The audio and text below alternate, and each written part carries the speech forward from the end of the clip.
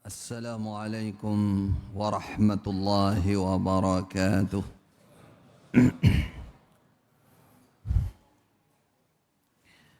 الحمد لله الذي أوقت لنا للعبادة الليل والنهار، وجعلنا وإياكم أصحاب الجنة التي تجري من تحتها الأنهار. والصلاة والسلام على النبي المختار محمد بن عبد الله وعلى آله وصحبه الطيبين الأطهار ما تعاقب الليل والنهار. أما بعد، أحبتي fillah, saudara-saudaraku yang kucintai karena Allah, alhamdulillah sesi 1 sudah kita jalani dengan baik, mudah-mudahan bermanfaat. Sesi 2 tidak kalah beratnya,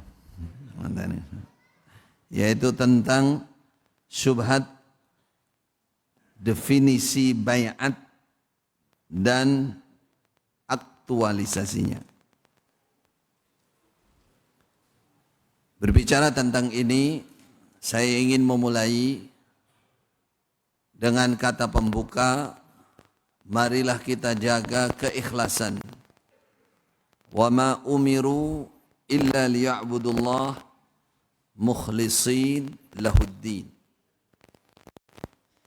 Mukhlisin lahuddin itu perintah dari Allah Subhanahu wa taala. Di dalam kita menjalankan ibadah kepada Allah diharuskan untuk ikhlas. Mukhlisina lahuddin. Para ulama mencatat keikhlasan itu yang pertama adalah dari pedomannya, kitabnya, ilmunya.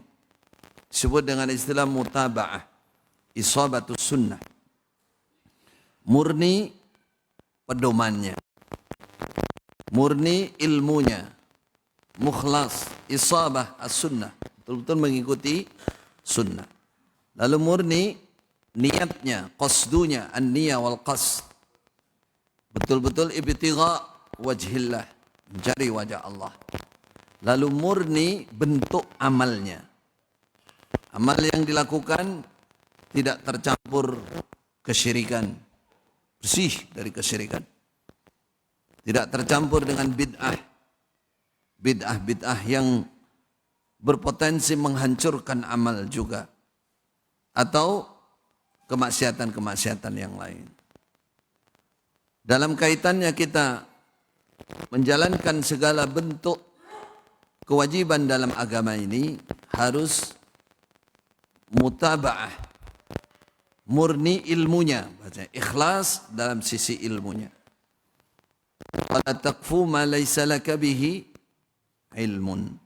Man amila amalan laisa alaihi amruna fahuwa raddun. Semua amalan yang tidak sesuai dengan sunnah Nabi, maka amalan itu ditolak. Itu jadi kaidah. Namun ada satu hal yang di akhir zaman ini perlu kita perhatikan.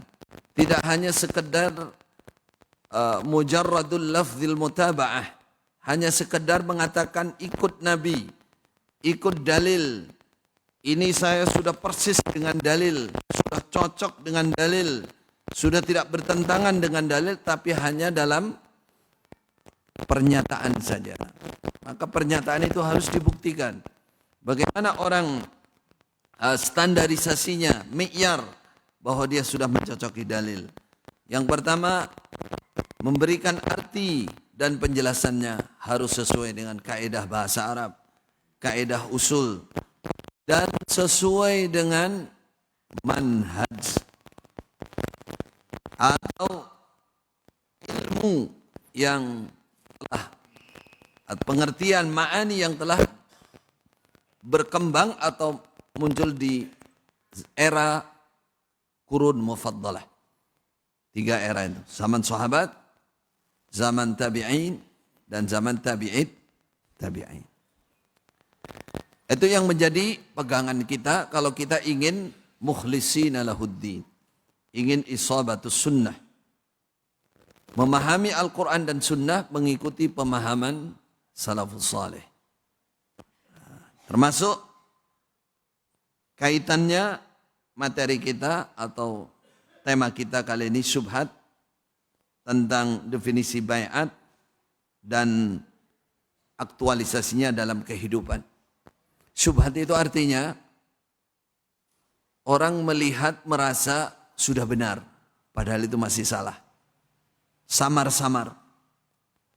Padahal definisi baiat dan prakteknya di lapangan tidak sesuai dengan pemahaman salafus saleh, dengan fakta aktualisasi dari praktek para salafus saleh. Nah, di sini menjadi satu saya katakan satu model atau mungkin tren juga dikatakan. Aliran-aliran yang menyimpang itu biasanya memanfaatkan syariat baiat ini untuk rekrutmen ya, untuk merekrut jamaah sebanyak mungkin. Tuh. Sebenarnya tidak hanya di sini. Sejarah mencatat sejak zaman dulu. Pokoknya kalau aliran sesat itu biasanya eksploitasinya atau akal-akalannya itu yang banyak lewat baiat ini. Maka kita coba pahami kata-kata yang sederhana mulai definisi yang benar tentang baiat. Saya coba ambilkan yang mudah untuk kita pahami. Ya. Yang pertama tentang definisi baiat. Apa arti baiat yang syar'i, yang benar? Baiat adalah semacam perjanjian suci kalau bahasa kita. Perjanjian suci antara siapa? Antara pemimpin, imam, bahasa Arabnya imam, amir, yang kenal. Amir, imam, apa lagi? Ya itu, amir, imam biasanya dua bahasanya. Antara imam, penguasa aslinya, penguasa yang adil dengan umat, atau dalam bahasa lebih fokus lagi ahlul halli wal aqd, umat yang diwakili oleh para tokoh yang punya kewenangan ya, mewakili masyarakat yang lain untuk menentukan, mengukuhkan atau melepas kepemimpinan. Mubaya'ah, baiat itu adalah perjanjian suci di antara kedua belah pihak ini. Pemimpin yang resmi, yang kelihatan, dan antara rakyat. Apa isi dari pembaiatan itu intinya? Masuk definisi ini. Jadi pemimpin diwajibkan berlaku adil dan bermusyawarah. Itu inti dari pembaiatan itu. Siap jadi pemimpin yang adil, dikukuhkan jadi pemimpin yang adil, dan selalu bahasa Arabnya bermusyawarah, bisyura. Nah, sementara rakyatnya yang berbaiat siap mentaati, diwajibkan untuk taat dalam kebaikan. Batasannya itu, dalam kebaikan. Itu kurang lebih definisi baiat yang syar'i. Jadi terjadinya perjanjian, saling berjanji, atau mubaya'ah disebut perjanjian suci yang dikukuhkan jadi pemimpin, siap menjadi pemimpin yang adil, dan yang jadi rakyatnya siap mentaati dalam kebaikan.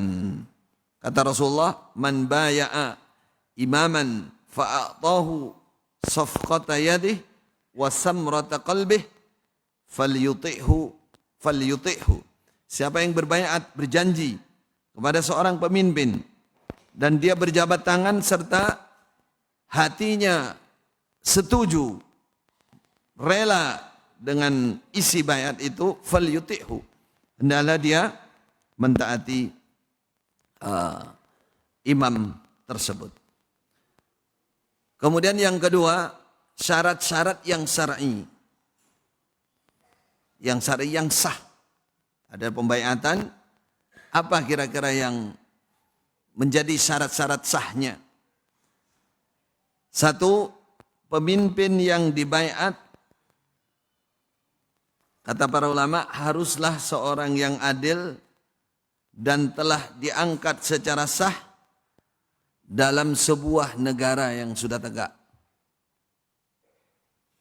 Jadi pemimpin itu bukan pemimpin bersembunyi, namanya kalau bahasa Islam jamaah bitonah. Bahasa golongan saya, bukan pemimpin tersembunyi, bukan pemimpin sebuah kelompok organisasi atau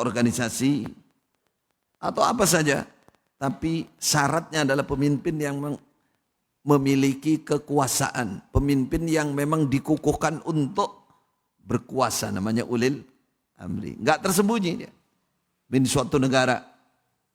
Itu pertama.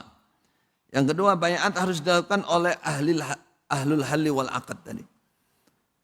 Pengukuhan pemimpin itu dilakukan oleh orang-orang yang memang mewakili. Mereka punya wewenang. Zaman Khalifah Abu Bakar contohnya, Khalifah Umar, kemudian tokoh-tokoh muhajir, tokoh-tokoh ansor. Mereka bersepakat mengukuhkan Khalifah Abu Bakar sebagai pemimpin, sebagai khalifah. Alul hal. Kemudian baiat harus dilakukan dalam kebaikan, bukan dalam kemaksiatan. Tadi berjanji siap taat dalam kebaikan, bukan dalam kemaksiatan. Itu syarat yang ketiga. Kalau berbaiat isinya bukan untuk hal yang baik, nggak sah, nggak masuk syarat. Kemudian baiat tidak boleh menyebabkan perpecahan di kalangan umat Islam atau menimbulkan konflik bersenjata, contohnya perang. Berarti pembaiatan yang resmi yang sah itu adalah ulil amri. Maka para ulama mengatakan la bai'ata illa li waliyil amr. Tidak ada istilah baiat begitu kecuali kepada penguasa yang resmi. Suatu negara, suatu tempat. Jadi tidak ada sunnahnya, dipertegas, istilah baiat yang syar'i yang menggunakan dalil-dalil syariat, apalagi yang seperti Islam Jamaah menggunakan Kitabul Imarah. Masih ingat apa enggak? Soalnya itu saya juga yang nyusun dulu. Itu punya penguasa, bukan punya sebuah kelompok. Bukan. Bahkan pembaiatannya itu disyaratkan kata para ulama tidak menyebabkan perpecahan. Kalau menyebabkan perpecahan enggak sah itu. Terjadi itu belum jamaah namanya. Seperti zaman Muawiyah dan zaman Khalifah Ali. Zaman Khalifah Ali ketika perang dengan Muawiyah. Muawiyah tidak mau berbaiat. Tidak mau mengakui. Beberapa tokoh sahabat di antaranya Ibnu Umar enggak mau baiat. Tidak menyatakan baiat. Karena dianggap ini ada dualisme. Setelah zaman Muawiyah, Hasan bin Ali menyerahkan kekuasaan kepada Muawiyah, khalifahnya satu, baru Ibnu Umar menyatakan baiat. Dianggap itu tidak ada perpecahan lagi, sudah bersatu. Sehingga Ibnu Umar baiat.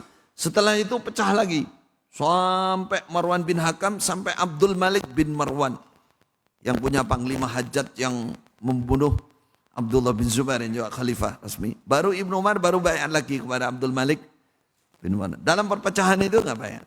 Karena belum berjamaah. Belum berjamaah.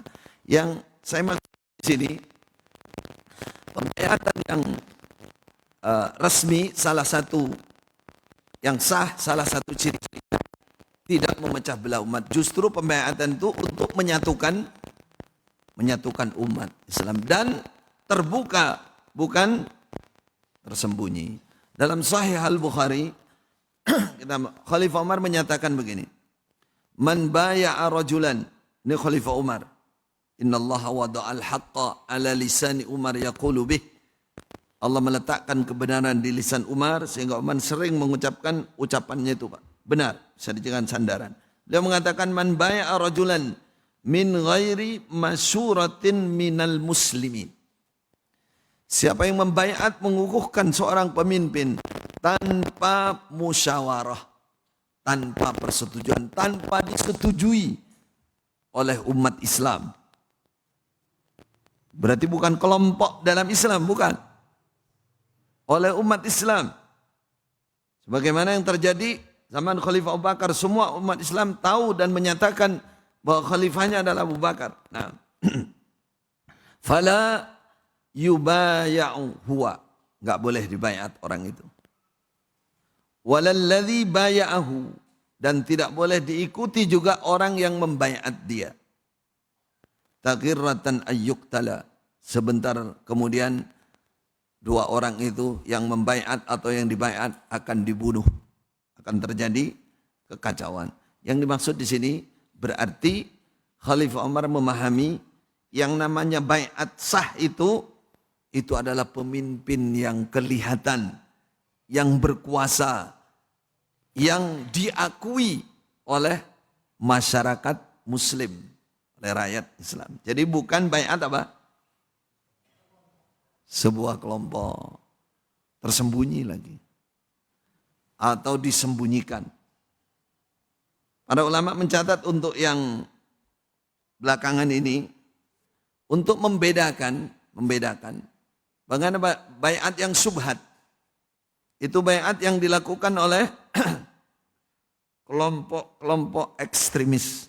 Dalam bahasa Arab disebut mutatarrif. Apa kira-kira yang mereka dapatkan dari bayat?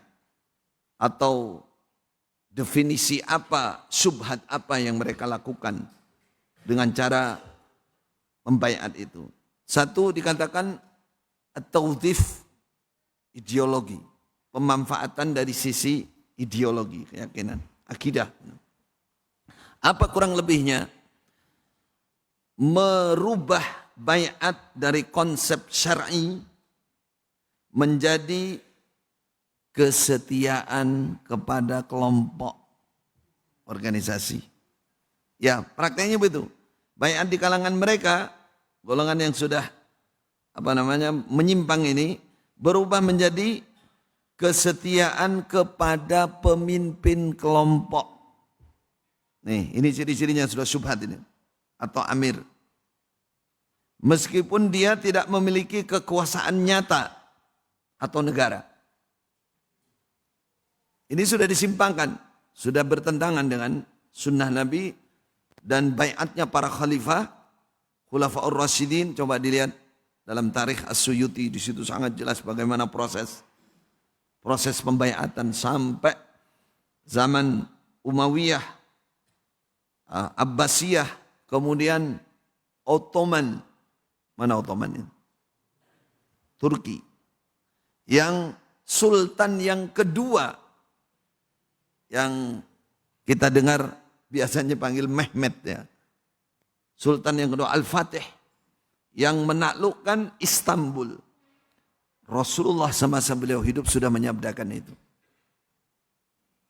La tuftahanna Konstantiniyah fala ni'mal amiru amiruha ni'mal jaisuha. Atau kama qala Rasulullah sallallahu alaihi wasallam riwayat Imam Ahmad. Rasulullah zaman itu sudah mengatakan besok Konstantinopel, Istanbul itu akan dikuasai, ditaklukkan oleh khalifah, oleh amir, oleh imam muslim, penguasa muslim. Rasulullah falani mal amiru, amir, khalifah, pemimpin. Itu siapa? Raja, malik, sultan, penguasa, pemerintah, apa lagi? Malik itu apa? Raja. Sultan itu apa? penguasa, salato, sultan. Nggak ada, penempatan baiat untuk sebuah kelompok, itu nggak ada sunnahnya, nggak ada. Rasulullah mengatakan yang namanya amir pasti penguasa. 800 tahun sebelum kejadian itu Rasulullah sudah menyabdakan, sudah mengatakan bahwa Konstantinopel akan dibuka, amir yang paling baik zaman itu adalah amir tersebut, Al-Fatih yang kedua. Dan paling baiknya bala tentara saat itu ya bala tentara itulah. Kalau mau kita ambil dari hadis itu, Rasulullah sendiri mengistilahkan amir, ada baiat dan lain-lain itu untuk penguasa, bukan sebuah kelompok. Nah, di mana pergeserannya? Baiat kepada sebuah ini menjadi kesetiaan. Baiat digunakan untuk agar setia kepada pemimpin golongan itu, kelompok itu. Masya Allah. Kalau saya teringat ini saudara, betul itu. Tenan, betul katanya. Mengalami itu berpuluh-puluh tahun. Kita ini, saya ini, dan teman-teman ini, dan sebagian yang guyang-guyu depan saya. Wah, itu luar biasa saudara. Takut betul. Nggak taat itu, ngeri tenan. Soalnya bos neraka tenan. Wayangan itu takut sekali. Udah pokoknya apa kata imam udah. Ya. Sampai ada kata-kata kalau di Islam Jamaah sampai sekarang itu. Mereka punya nasihat bulanan yang dikeluarkan oleh amir yang namanya tek daerahan. Itu pasti dalam pembukaannya ditulis begini. Tapi itu kalimat yang mereka katakan hanya untuk takiyah saja. Untuk bitonah. Takiyah untuk menjaga supaya enggak dicurigai oleh pemerintah. Ditulis begini di muqaddimah. Pasti itu ada.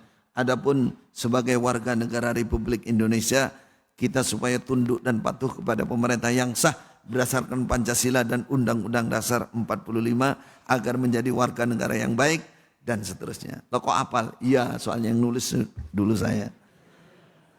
Pada saya masih jahiliyah dulu. Bismillah. Subhanallah.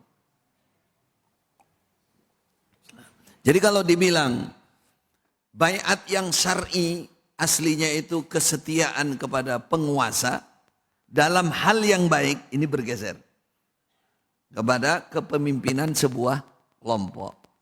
Apakah organisasi, apakah tidak menamakan dirinya organisasi, tapi kelompok namanya organisasi. Kalau Islam Jamaah itu dia mengatakan kami ini bukan organisasi. Nah, kami ini jamaah.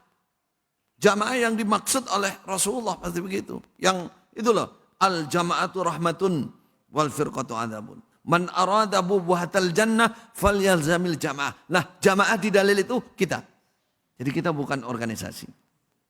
Lalu bagaimana dengan LDII-nya? Misalkan, Lembaga Dakwah Islam Indonesia. Mereka katakan ini hanya sekedar baju saja. Nih, saya bercerita pengalaman. Berpuluh-puluh tahun, 30 tahun saya ada di dalamnya. Itu hanya sekedar baju saja. Beda sama organisasi yang lain. Betul-betul baju saja. Jadi orang-orangnya ya orang-orang Islam Jamaah yang punya ketaatan, loyalitas yang tinggi kepada amir baru dijadikan di kepengurusan organisasi. Itu untuk membajui, untuk melindungi. Baik. Itu penyimpangannya di mana? Yang kedua, ya, pemanfaatan ideologis ini tadi. Baiat diambil dengan sumpah taat yang mutlak. Bahkan jika itu bertentangan dengan syariat atau kebenaran tidak ada masalah. Ketaatan yang sifatnya mutlak. Tapi tidak semua ini. Seperti di golongan saya dulu Islam Jamaah ini nggak sampai mutlak. Tapi prakteknya mutlak. Mutlak itu tanpa batas. Coba jangan dengarkannya. Ayat Quran maupun hadis. Kalau nggak dapat izin Bapak Imam, nggak boleh disampaikan. Coba. Dalil dari Quran hadis kalau belum ditaskih, bahasa coro-coro Jawa, ditaskih, tashih kepada Bapak. Padahal imamnya nggak ngerti. Nggak patek ngerti juga, ditashih itu yang nasihat. Belum disahihkan oleh imamnya, ora kanggo gua biu. Gitu. Gua biu. Itu yang ada di golongan saya. Barangkali golongan lain juga ada yang seperti itu. Banyak ya. Kelihatannya ngaji tafsir Quran, tapi isinya saya nggak nyinggung siapa-siapa, barangkali ada yang begitu. Jadi seperti itu. Itu baiat jadi bergeser gitu. Baiat jadi ketaatan itu mutlak, seperti ketaatan kepada Allah, bahkan mengalahkan. Buktinya apa? Dalil dikalahkan itu. Kalau di bahasa, saya ungkap lagi bahasa Islam jamaah. Kuabeh ku manut Bapak Imam. Jadi umpama ada mereka katakan ijtihad Bapak Imam. Iki wis ijtihate Bapak Imam. Begitu bahasanya. Ijtihad itu kebijakan. Jadi dianggap imam itu punya hak untuk berijtihad. Sampai ijtihadnya mengalahkan dalil. Itu yang dimaksud oleh para ulama. Bahwa ada pergeseran baiat dari syar'i. Bahkan masuk di ranah ideologi ya. Yang dimaksud adalah sumpah bergeser sampai jadi sumpah mutlak. Yang kedua, ranahnya adalah monopoli. Dikatakan legitimasi. Katakannya, apa bahasanya? Legitimasi, monopoli, ya, legitimasi agama, bahkan politik. Katakan, itu terjadi betul, saudara. Jadi kalau sudah ada pembaiatan ini, yang keluar itu, ibaratnya kalau bahasa sekarang, mereka menganggap sebagai wakil Islam. Wakil Islam. Siapa saja yang keluar dari mereka dianggap pengkhianat, contohnya. Anggap sebagai pengkhianat, munafik, murtad. Kan gitu. Itu dianggap dimonopoli, diambil sendiri. Islam yang paling, kalau bahasa golongan saya, sahnya Islam karena baiat ini. Mulai dari baiat ini, Anda sah Islamnya. Mereka yang tidak ke sini, tidak berbaiat, tidak sah Islamnya. Yang melepas baiat, murtad. Allahu Akbar. Ini betul-betul penipuan dan pembohongan publik yang luar biasa, saudara. Sudah. Murtad itu apa sih murtad? Keluar dari Islam. Lah keluar dari baiat janji sama kok bisa murtad ya? Wa may yartadid minkum an dinihi. Nah itu. Quran. Keluar dari agama Islam. Mereka menyebarkan contoh bahwa baiat amir mereka lebih tinggi daripada kewajiban syariat lainnya. Ini bahasa umumnya. Lah bagaimana tidak seperti Islam jamaah itu? Islammu ora kanggo. Kewajiban-kewajiban lain, sholat, puasa, zakat, haji. Ora kanggo kabeh. Nek ora baiat, lah jawab. Nek ora jamaah, pembuktian jamaah itu keabsahannya lewat baiat kepada imam. Jadi kata lain, kalau kamu tidak baiat, ya tidak ada yang sah. Ini namanya menempatkan baiat di atas kewajiban-kewajiban yang lain. Sampai kewajiban yang lain tidak ada manfaatnya jika tidak ada baiat. Tadi saya katakan yang ketiga pergeserannya, baiat digunakan sebagai alat untuk merekrut jamaah sebanyak mungkin, rekrutmen. Dan dominasi kekuasaan, menguasai. Betul saudara, saya merasakan sendiri. Tapi kalau dulu ya perasaannya taat swargo. Sebenarnya diperbudak. Iya, bagaimana tidak? Ini kalau di Islam jamaah ya. Yang namanya latihan ketaatan itu. Latihan taat kepada imam. Itu sampai tentara datang. Ini tentara yang masuk. Latihan ketaatan itu suruh nyemplung ke itu peceren itu. Suruh bersihkan. Anak-anak pondok yang ngaji juga tesnya juga bisa jadi dai itu. Suruh angkat-angkat kotoran itu. Suruh bersihkan apa. Semua atas dasar latihan ketaatan. Sampai digambarkan itu umpama awakmu manten anyar. Wes melebu kamar, bahasanya doktrinnya begitu. Berdua dengan manten anyar. amirmu manggil, hei fulan metua, awakmu dikongkon tuku apa nang ngene pasar. Sami'na wa ta'na. Taat swarga, ora taat neraka. Allah Akbar. Saya kalau batin itu, ya bener kok bodoh menang kumbiannya.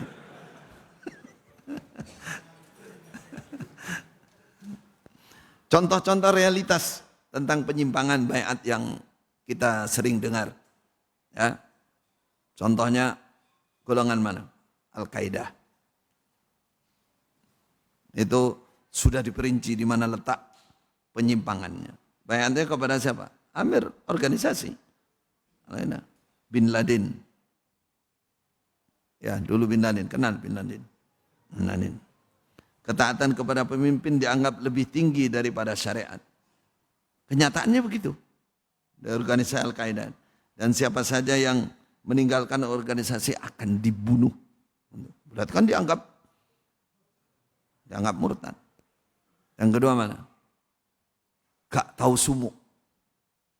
Gak tahu sumuk. ISIS. Gak tahu sumuk. Siapa yang dibayar? Al-Baghdadi. Khalifatul Muslimin. Di Indonesia banyak Khalifatul Muslimin, tapi indelek apa? Kalau ini sih lumayan nih. Terang-terangan nih. Tapi di situ tetap secara syariat pembaiatan tidak sah. Karena banyak hal-hal penyimpangan di situ. Meninggalkan baiat dianggap murtad kalau ISIS itu. Dan sudah ribuan orang dibunuh. Allahu Akbar. Dulu imam saya paling istri kalau sekarang. Saking jahilnya, saking bodohnya itu. Di tengah-tengah musyawarah kita kumpul semua, dia bilang, jane awake dhewe iki ISIS jare. Untung enggak ada yang ngerekam itu. Jane awake dhewe iki ISIS. Berarti tujuannya kayak ISIS sebenarnya. Ngomong begitu dia di depan orang banyak itu. Allahu Akbar. Tuh, apa lagi yang pernah Anda dengar? Ikhwanul Muslimin. Tuh. Baiat kepada mursyid umum. Mursyid kitabillah, mursyid. Enggak paham apa mursyid. Ada imam yang dijuluki mursyid. Dulu mertua saya, mohon maaf ya, itu amir kedua dari Islam Jamaah. Itu mertua saya. Anak pendiri pertama dari Islam Jamaah. Kalau saya bilang begini, nanti yang buzzer-buzzer itu akan ngomong, ya toh, pingin jadi imam toh. Gak kelakon terus murtad toh. Ngono kuwi. Mesti ngono kuwi ngomongnya. Padahal saya sadarnya gak di Indonesia. Saya berguru ke Mekah, diutus oleh mertua saya. Tahun 2000 sampai 2010 saya di Mekah berguru. Baru saya sadar di sana, wah ini jelas gak benar ini aliran ini. Akhirnya pulang, saya gak langsung menyerang tapi tusuk dari dalam. Tapi tusukan saya belum segitu banyak, ketahuan juga saya nusuk-nusuk dari dalam. Akhirnya saya dikeluarkan juga, dimurtadkan. Ya. Dari kepada mursyid. Dulu mertua saya pernah, waktu saya sebelum ke Mekah, untuk mengelabui, namanya dirubah jadi imam mursyid. Allahu alam, memang pernah baca tentang Ikhwanul Muslimin atau apa. Jadi kalau ditanya, waktu itu kalau dicari, lebih tonahnya begitu, suruh namanya sudah bukan Abdul Zahir lagi, tapi dibilang imam mursyid. Mungkin ngambil dari ini. Organisasi dianggap lebih tinggi daripada negara, bahkan kalau di Ikhwanul Muslimin. Negara kalah yang resmi, yang sah. Dianggap negara tidak. Dan anggota diwajibkan taat kepada pemimpin secara rahasia. Nanti Syiah, Ithna Asyariyah, wah semua kasus-kasus penyimpangan itu mesti ada baiatnya tuh di dalam itu. Artinya baiat yang sudah yang sudah diganti definisi-definisinya dan aktualisasinya tidak sesuai dengan syariat lagi. Apa akibat yang ditimbulkan jika ada penyimpangan dari arti dari baiat ini? Pertama, ya kembali ke tadi, terjadi perpecahan referensi agama yang dikatakan dalam bahasa. Setiap kelompok akan punya pengertian sendiri-sendiri. Imame dewe-dewe tentang imam, tentang baiat, tentang macam-macam, nanti dia punya definisi sendiri. Ya. Seperti misalkan iman, definisi iman, saya ulang lagi. Seperti di Islam Jamaah walaupun nggak diungkap, mereka nggak punya definisi iman sebagaimana yang ada di hadis. Sebagaimana diungkap oleh para ulama. Nggak bicara itu sama sekali. Kalau ditanya ya contoh ya, yang saya ingat ya, saya yang pahami dari kecil sebelum saya berguru ke Mekah, yang namanya iman itu ya jamaah itu tok wes. Pokoknya nek jamaah iman, nek gak jamaah orang iman. Dan ditangkut jamaah itu apa? Jamaah itu punya imam berbaiat, sambung mendengarkan taat sama imam, itu iman. Liyane kuwi dudu wong iman, bukan iman. Wes ngono kuwi definisinya. Tuh. Jadi gara-gara penyimpangan pengertian baiat ini, yang nyata itu di mana-mana terjadi begitu. Punya pengertian sendiri-sendiri, ya, akan memiliki. Kemudian baiat itu diberi kesucian syar'i yang palsu.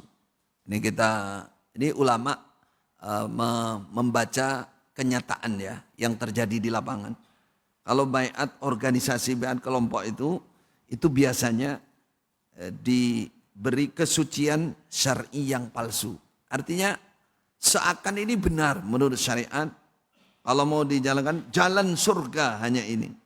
Coba Anda dengarkan dalil yang biasa dibaca di Islam Jamaah atau di kelompok lain. Misalkan man mata walaysa fi unuqihi bai'atun mata mitatan jahiliyah.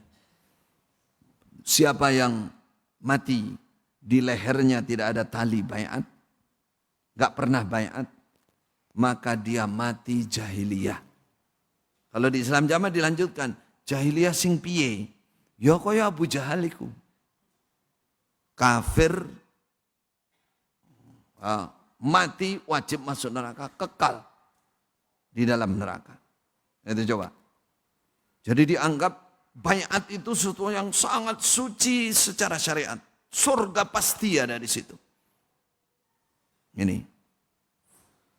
Mungkin bahasanya tidak sampai sevulgar itu, tapi kenyataannya dalam praktek seperti itu. Pembaiatan itu dianggap sesuatu yang sangat tinggi. Lalu dikaitkan juga dengan akidah. Dengan akidah. Buktinya apa? Kalau sampai meninggalkan baiat itu, maka dianggap apa? Dianggap murtad, dianggap kafir. Berarti kan dianggap itu sebagai syariat, sebagai akidah. Allahu Akbar. Ini saudara, kurang lebihnya yang kita lihat dari syubhat definisi baiat maupun prakteknya. Maka kita perlu kembali meneliti dalil-dalil tentang itu. Contohnya begini. Kemudian pemahaman yang benar. Ini barangkali ada yang sama. Dulu kita di Islam Jamaah, saya di Islam Jamaah menyatakan bahwa baiat kepada Bapak Imam ini mengikuti sunnah Nabi. Ini perintah dari Allah. Pertama, baca dalilnya.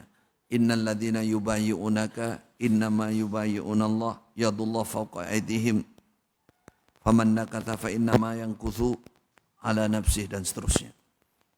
Jadi baiat ini syariat langsung dari Allah kepada Rasulullah. Gitu. Jadi kita baiat kepada Bapak Imam ini mengikuti ayat Al-Quran dan mengikuti sunnah Rasulullah Sallallahu Alaihi Wasallam. Siapa yang menolak ini berarti menolak syariat Allah. Dibacakan ayat-ayatnya.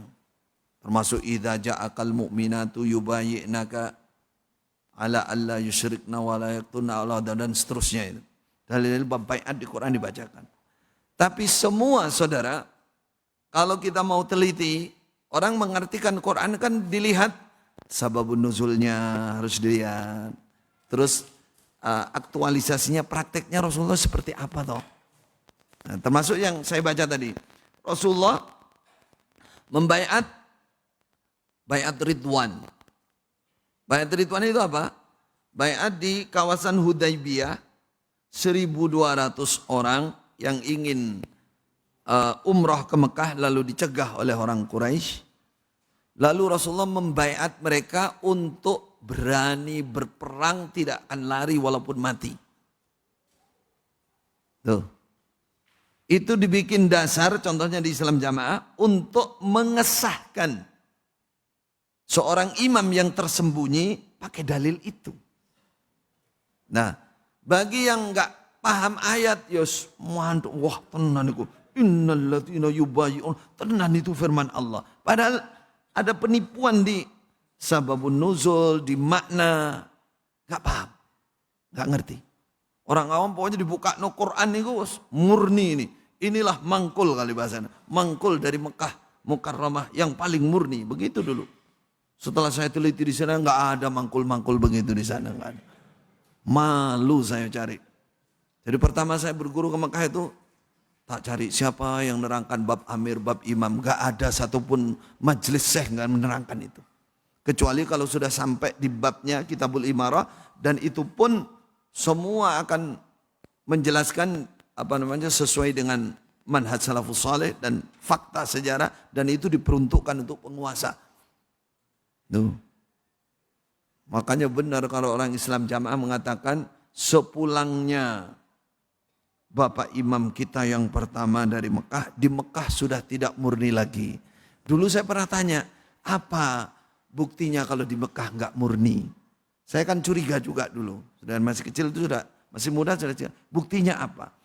Jawabannya yang sepuh-sepuh itu, ora tahu bahas bab keamiran.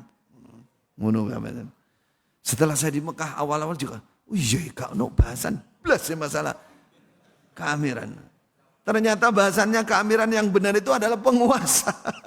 Ya oleh kelompok-kelompok ini orang bahas, orang gagas, orang bahas ini. Itu baru saya sadar, innalillah. Oh jauhnya saya ini berada di golongan itu. Jadi saudara, masalah baiat itu betul-betul menjadi salah satu yang digunakan untuk menyesatkan umat. Ada dalil lain lagi. Jika mati tidak punya imam, juga mati jahiliyah. Jika keluar man kharaja, keluar minal jamaati qida shibrin faqad khala'a riqatal Islam min unuqih. Siapa yang keluar dari jamaah, dari amir yang sudah dibaiat, dia pergi satu jengkal saja, langkah sak jengkal, dia tinggalkan, dia rusak baiatnya. Faqad khala'a riqatal Islam min unuqih. Ini yang dulu saya paling takut itu. Sungguh dia telah memutus tali Islam dari lehernya. Dari lehernya. Allahu Akbar. Katanya murtad, kafir, halal darah dan hartanya. Seperti saya dan teman-teman yang keluar ini sudah halal darah dan hartanya. Usaha pembunuhan itu berkali-kali. Tapi Allah melindungi kita semua. Amin ya rabbal alamin. Bahaya betul baiat ini. Sumber baiat ini yang jadi sumber musibah. Dan pemalsuan arti atau definisi dari baiat kelompok, sebuah golongan, saudara. Bagaimana pengertian yang benar? Ini sesuai dengan pertanyaan sebagian teman-teman. Mata mitatan jahiliyah. Siapa yang mati tidak ada di lehernya tali baiat, maka dia mati jahiliyah. Itu satu, para ulama memaknai sebuah masyarakat muslim atau sebuah negara lah yang sudah mampu mengangkat seorang pemimpin dengan cara dibaiat, sengaja tidak membuat kepemimpinan yang satu, maka dia telah melakukan kemaksiatan, kesalahan dalam agama sebagaimana yang dilakukan oleh orang-orang jahiliyah. Gitu artinya. Orang jahiliyah bagaimana? Mereka tidak pernah bersatu. Mereka pemimpinnya banyak, rebutan kekuasaan di mana-mana perang terjadi, kekacauan. Dalam Islam ditujukan adalah persatuan, kedamaian berjamaah. Kalau yang mampu melakukan itu tidak lakukan, maka itu melanggar maksiat. Karena dia telah berbuat seperti perbuatan orang. Itu artinya. Nah sekarang yang kedua, ulama mengartikan, jika sudah umat Islam bersatu kepada seorang pemimpin, ya, lalu dia keluar dari baiat itu, artinya memberontak, memecah, maka dia mati jahiliyah. Artinya dia mati melepaskan diri dari baiat yang resmi, pemerintahan yang resmi ini. Dia keluar dari situ, maka matinya seperti matinya jahiliyah. Artinya mati melanggar, mati maksiat sebagaimana perbuatan pelanggaran orang-orang jahiliyah. Bukan mati kafir. Wah itu jelas. Mangkulnya begitu kalau dulu kita bantah. Terakhir kita bantah. Ini loh penjelasan para ulama. Orang ngono kuwi. Jawaban yang sepuh-sepuh. Mangkule orang ngono kuwi. Ngerti dengan mangkul? Di Islam Jamaah ada istilah mangkul. Orang kalau ngaji, kalau tidak mangkul, enggak sah ngajinya. Artinya harus lewat guru yang ada di Islam Jamaah. Ngambil dari luar enggak bisa. Harus mangkul dari situ.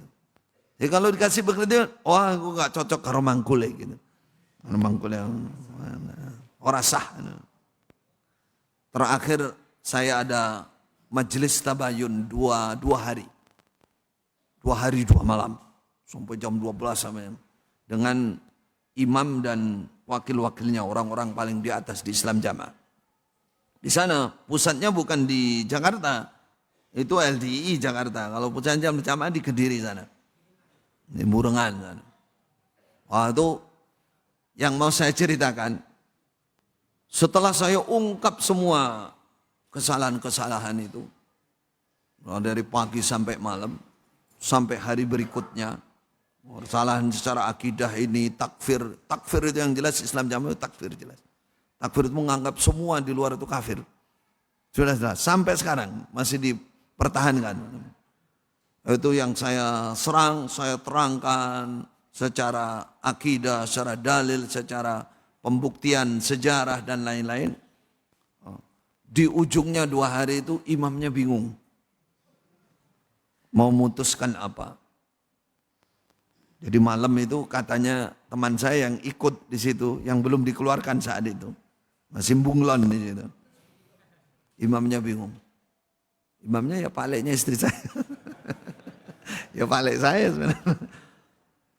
Ya memang dia orang gak patek ngerti apa-apa sebenarnya. Alias haplungu memang aslinya. Malam dia sebenarnya gini, iki sing diomong karo Khalil iki dalil kabeh jane. Iya iki jane. Gimana ini membantahnya? Piye mbantahnya? Piye caranya supaya jamaah enggak krungu, supaya jamaah enggak terpengaruh ibaratnya. Supaya enggak tabayun ke sini. Nah, terus wakilnya, salah satu wakilnya mengatakan, oh ngeten mawon Bapak Amir. Bapak Amir. Wakil yang ini asalnya TNI ini, ahli strategi ini. Mengatakan, gampil mawon Pak Amir. Nah, terus seperti ini.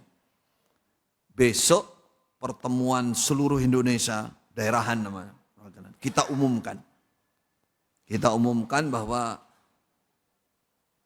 Pak Khalil, Ustadz Khalil, Syekh Khalil, kadang-kadang Syekh mereka. Itu memang kalau berbicara dalil kabeh. Quran. Tapi ingat, hati-hati. Pemahamannya, kepahamannya, penjelasannya itu tidak sesuai dengan mangkul kita. Yang memang asli murni dari Mekah. Dari Mekah. Sedangkan dibawa Ustadz Khalil itu sudah enggak murni. Jadi caranya membendung jamaahnya begitu. Nah, termasuk pengertian-pengertian ini dibahas. Saya buatkan 30 takdil.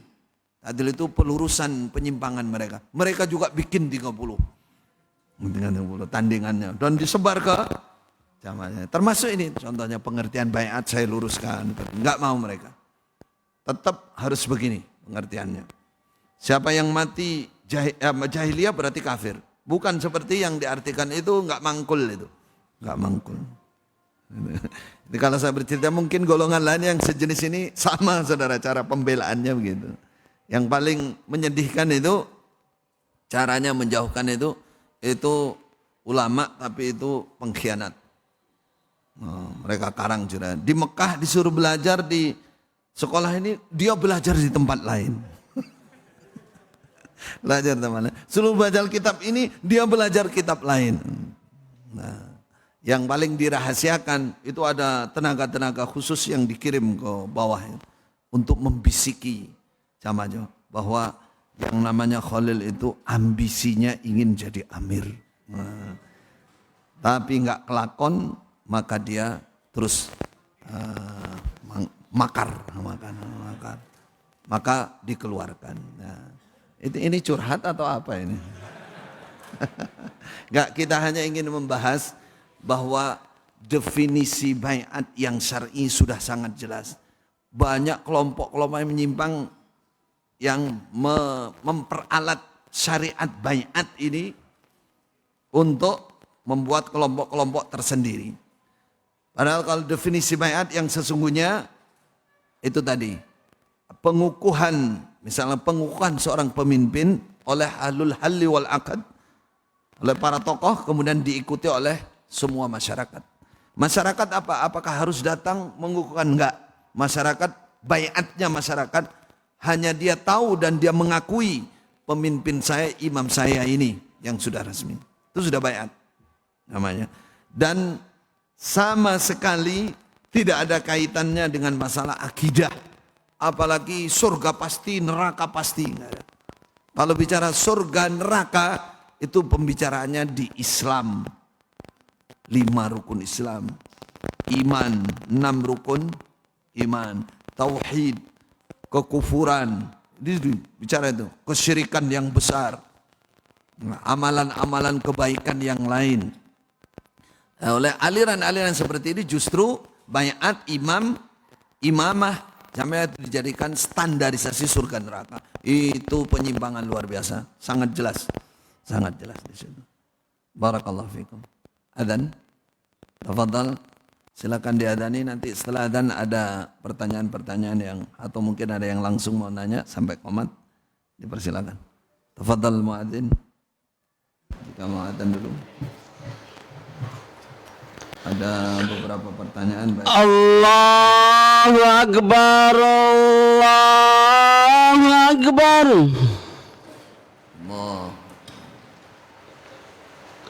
Allahu Akbar, Allahu Akbar. Ashhadu an la ilaha illallah.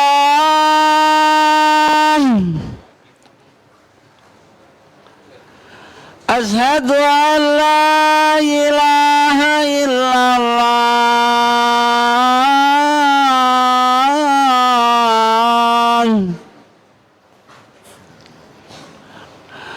Ashhadu anna Muhammadar Rasulullah.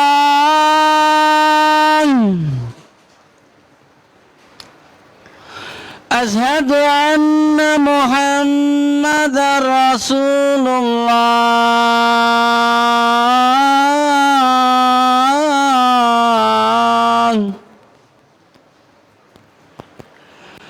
Hayya 'alas salam.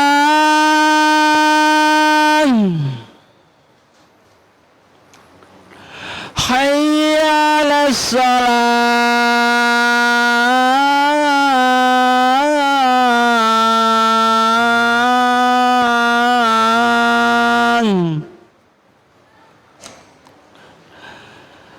Hayya 'alal falah. Hayya 'alal falah.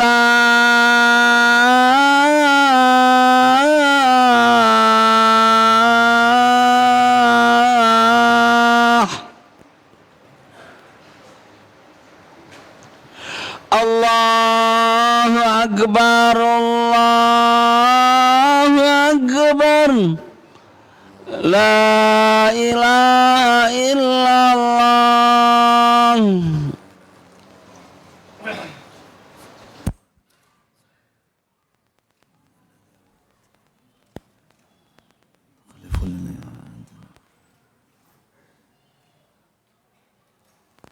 Moga jika ada pertanyaan, ada yang masuk lewat WA. Pertanyaan pertama, makna tafsir dari wa'tasimu bihablillah jami'an wala tafarraqu.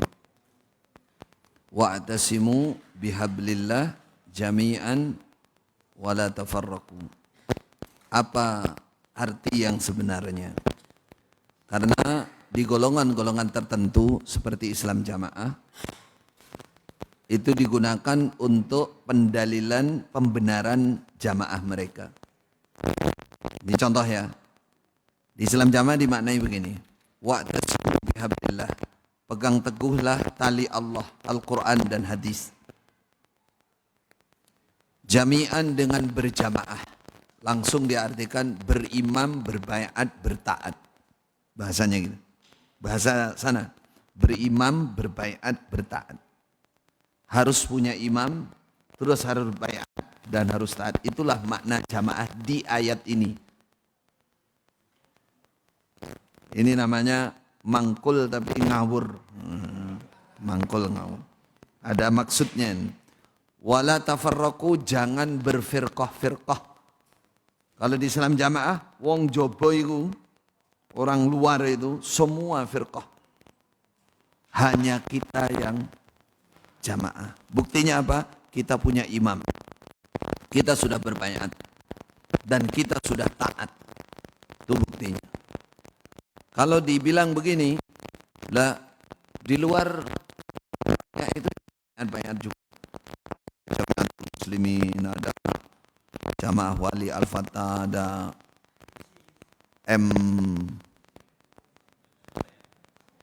majelis tafsir dan lain-lain. Ada ini, ada itu. Mereka katakan gini, rasa kabeh itu. Oh rasa, enggak sah semua. Kenapa? Sabda Nabi, fu bi bai'atil awwal fal awwal. Allahu Akbar. Dalil kekhalifahan diambil semua. Karena amir kita ini yang pertama. Waktu beliau pulang dari Mekah tahun 40, langsung dibaiat oleh 3 orang saudara-saudaranya. Nah, jadi itulah yang paling awal. Sebelum Indonesia ini merdeka, sudah dibaiat. Padahal ini saudara, kalau disuruh cari saksinya siapa, enggak tahu. Orangnya 3 orang juga sudah mati semua. Bisa mati semua. Jadi enggak bisa dipertanggungjawabkan. Tapi mereka pegang. Nah, maka saya katakan, pengertian yang benar sama dengan kalimatnya. Semua tafsir begitu. Wa'tasimu bihablillah. Pegang teguh tali Allah. Tali Allah di situ banyak. Para mufassir Al-Quran, Sunnah, Tauhid, tali Allah. Islam juga tali Allah. Jami'an dengan berjamaah. Bersatu. Wala tafarraqu, jangan berpecah belah. Nah, kalau mau lihat khitab ini kepada siapa? Khitab itu yang diperintah ini siapa? Lihat ayat sebelumnya. Bunyinya, ya ayyuhalladzina amanu taqullaha haqqa tuqatih wa la tamutunna illa wa antum muslimun, baru wa'tasimu. Yang dipanggil ya ayyuhalladzina amanu, siapapun yang beriman. Hei orang iman, semuanya yang beriman, kamu pegang tali Allah, Al-Quran dan Sunnah atau Tauhid dengan bersatu, jangan berpecah belah. Ini ajakan seruan dari Allah, umat Islam, orang iman, jangan berpecah belah. Tuh, itu aja, dianggap bersatu berjamaah. Itu. Arti yang sebenarnya begitu. Memang ada sebagian ulama yang menggunakan dalil ini ketika umat Islam pecah belah dengan pemimpinnya masing-masing, tidak ada kepemimpinan satu. Maka ini diartikan bersatulah dengan membentuk jamaah yang satu, pemimpin satu. Nah, tapi secara umum ayat ini adalah perintah dari Allah agar seluruh orang iman dimanapun Anda berada bersatulah. Jangan berfirqah-firqah dalam menjalankan agama Al-Quran dan Sunnah. Jangan memperbesar perpecahan, bersatulah. Itu intinya seperti itu. Tapi di golongan tertentu ini diambil sebagai dalil dia, pembenaran dia. Baik. Dan kedua, benarkah jamaah surga tidak jamaah neraka? Ini kata-kata doktrin yang sangat kuat di Islam jamaah. Semboyan atau apa ya, kata-kata tertinggi. Jamaah surga tidak jamaah neraka. Itu sekojangan itu. Jamaah surga tidak jamaah neraka. Kalau slogannya PKI dulu apa ya? Hulupis kuntul baris. Ya pernah karo ngono kuwi. Jadi itu pegangan betul itu sampai di bawah tuh pokoknya jamaah swarga, ora jamaah neraka. Terus ditanya jamaah sing piye? Jamaahku. Nah, wis jamaahku. Gak jamaah wis dilebut neraka. Nah ini yang ditanya mungkin mantan ini yang nanya. Bener enggak itu pernyataan itu? Kalau itu secara atau yang dipikir oleh Islam jamaah tidak benar. Tidak benar. Dalil tentang jamaah surga neraka itu targhibiyah, bukan kepastian, bukan standarisasi. Misalkan al jamaatu rahmatun wal firqatu adzabun, itu targhib. Ayo bersatu, berjamaahlah bersatu, kamu dapat rahmat. Targhib, motivasi. Bukan jamaah pasti surga, terus dibalik. Wal firqatu, kalau sampai kamu perpecahan itu siksa, pasti neraka, kekal, kafir. Allahu Akbar. Itu tarhib. Kalau kamu berpecah belah sesama orang iman, bahaya, kamu diancam siksa. Karena berpecah belah itu timbul permusuhan, timbul hasud, timbul dengki, timbul penganiayaan. Di situ ada siksa, tarhib namanya. Allahu Akbar. Jadi kalau jamaah surga tidak jamaah neraka atas sesuai dengan pengertian Islam jamaah itu tidak benar, salah. Itu salah, jelas salah. Kalau mau kepastian surga neraka, saya ulang lagi. Babnya adalah bab Islam, iman, ihsan, takwa, tauhid. Apa lagi? Sunnah, kokoh di atas sunnah. Dan seterusnya. Lah ini hubungan manusia terima salaman tok iki lho. Kok iso semua enggak ora kanggo yu? Ini kan betul-betul penyesatan umat yang luar biasa. Maksud saya begini. Islam dianggap sah kalau sudah baiat, kan begitu. Berarti kan sholat, rukun Islam, rukun iman, semua iman bisa dianggap kalau sudah baiat. Berarti kan harus salaman dengan orang, menyatakan saya siap. Gimana bunyinya kalau di MTA? Kalau di Islam jamaah bunyinya begini. Bunyinya begini. Bayatuka ala sam'i wa ta'a, sami'na wa ata'na mastata'na. Dan bayatuka, saya berbaiat kepada Bapak untuk siap taat, siap ini, siap ini. Siap dalam perintah ini. Berjanji begitu. Lah, salaman karo muni ngono kuwi dijadikan syarat seorang pasti iman. Kalau tidak pasti kafir, pasti surga, pasti neraka. Allahu Akbar. Ini penipuan luar biasa. Bagaimana punya Allah, Rasul, punya ada jamin surga kalau orang Islam mati dalam keadaan la ilaha illallah bisa masuk surga. Man kana akhiru kalamihi la ilaha illallah dakhalal jannah. Orang yang mati tidak ada keimanan walaupun hanya sebiji sawi dalam hatinya masih besok disyafaati. Ora kanggo kabeh. Padahal dari Allah Rasul. Allahu Akbar. Ini jadi kata-kata al-jamaah. Jamaah surga, tidak jamaah neraka itu mereka seperti itu. Apa yang harus dilakukan untuk mendakwai orang yang menyimpang sementara mereka dilarang membuka medsos dan berinteraksi dengan mantan? Yang harus dilakukan pertama berdoa saja. Didoakan. Saya terus mendoakan golongan saya. Saya doakan betul Allah mahdi jamaati al-qadimah innahum la ya'lamun.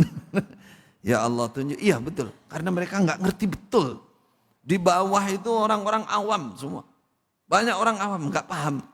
Bahasa Arab juga enggak ngerti apa yang enggak ngerti. Mereka terimanya hanya itu. Mereka kayak hewan itu diperas. suruh taat, suruh infak, suruh ini, wah taat betul mereka. Dibohongin oleh orang-orang di atas. Tuh. Jadi kalau caranya bagaimana, mereka nggak boleh hubungan sama kita. Wong dulu ada orang ketemu saya itu salaman, cium tangan dari jauh, kadang-kadang sudah nunduk saking hormatnya. Sekarang dari jauh sudah melengos. Bagaimana mau kita kejar? Nggak mungkin lah. Atau lihat saya itu, hilang udah. Hilang. Maka caranya bagaimana? Didoakan pertama. Kedua, menggunakan tangan orang lain. Ya, teman-teman kita dari yang paham tolong itu didakwai. Saya biasanya begitu, gunakan orang lain. Jadi didoakan, gunakan orang lain, terus dakwah bilhal. Itu insya Allah lebih efektif. Bilhal itu ya sering ngasih hadiah, sedekah gitu hadiah. Nanti luluh insya Allah hatinya. Lama-lama, iki wong murtad tapi kok wapi. Lama-lama terus tekon-tekon. Nah, tekon-tekon itu terus bisa kita jelaskan. Penting doanya itu. Baik. Ada yang pertanyaan dari sini? Fadal, enggak?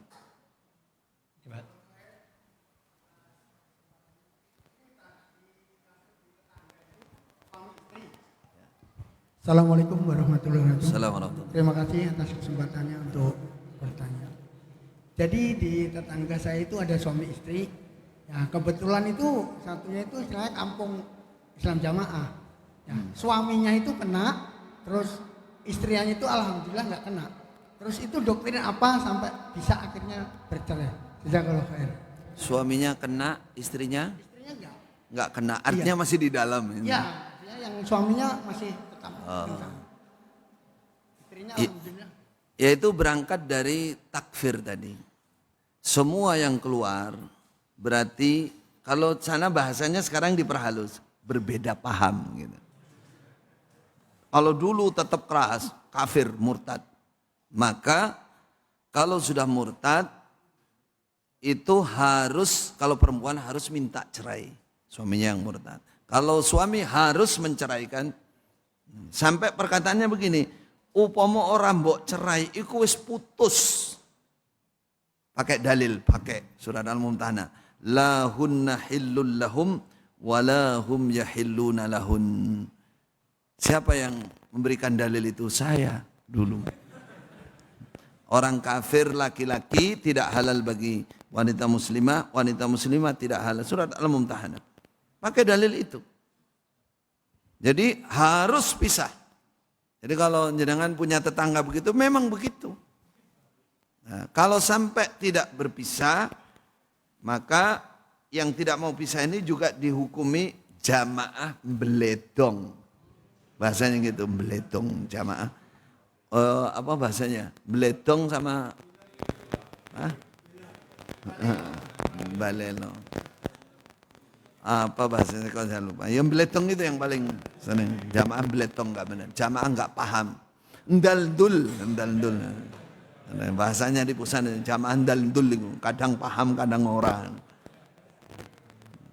Soalnya di Islam jamaah itu kalau nikah dengan orang di luar itu dihukumi tidak sah. Dihukumi berzina. Dianggap podo karo ngumpuli hewan disebut kebo, asu kayak gitu. Dianggap karena dianggap di luar itu. Maka kalau terjadi perceraian semua yang keluar itu kalau salah satunya keluar pasti cerai. Kalau perempuan diminta cerai, gugat cerai ke pengadilan. Kalau laki-laki langsung cerai istrinya. Itu konsekuensi dari takfir. Lawazimnya takfir. Mungkin satu lagi, nah? Apa Ustadz masih ada kaitan saudara dengan Pak Bambang Hafidzuddin? Bambang Irawan, tetangga. Katanya dulu soalnya nih. Sama-sama Madura. Ya, 23 tahun dulu bertobat. Ya, 23 tahun. Saya 30 tahun nanti. Jadi sama-sama dari Pamekasan. Dari Mekah.